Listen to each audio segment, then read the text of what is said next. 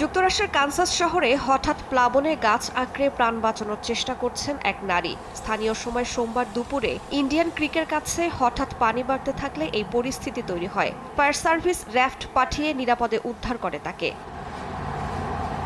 কানসাসে ভারী বৃষ্টিতে আকস্মিক বন্যা সতর্কতা জারি করা হয়েছে। শহরটিতে নদীর পানি ছুঁই ছুঁই করছে বিপদসীমা।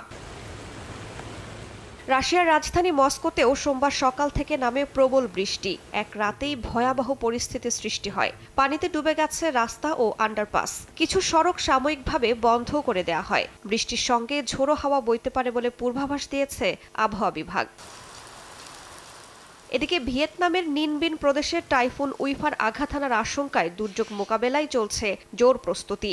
আবহাওয়ার পূর্বাভাস বলছে উইফা তাণ্ডব চালাতে পারে ঘণ্টায় ১৬৬ কিলোমিটার বেগে, সঙ্গে হতে পারে ভারী বর্ষণ। পাহাড়ি অঞ্চলে ধস, আকস্মিক বন্যার আশঙ্কায় ঝুঁকিপূর্ণ এলাকা থেকে সরিয়ে নেওয়া হচ্ছে বাসিন্দাদের। বন্ধ করে দেওয়া হয়েছে সব ধরনের নৌযান চলাচল। উপকূলের সব জাহাজ ফিরিয়ে আনার জরুরি নির্দেশনা জারি করা হয়েছে।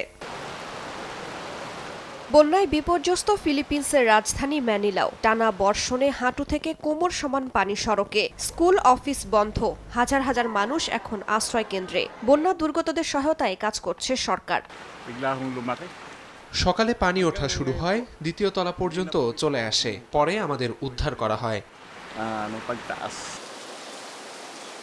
পাকিস্তানেও গিলগিট বালতিস্তানে ভারী বৃষ্টিতে সৃষ্ট বন্যায় বেশ কয়েকজন পর্যটকের হতাহতের খবর পাওয়া গেছে। নিখোঁজ রয়েছেন অনেকে।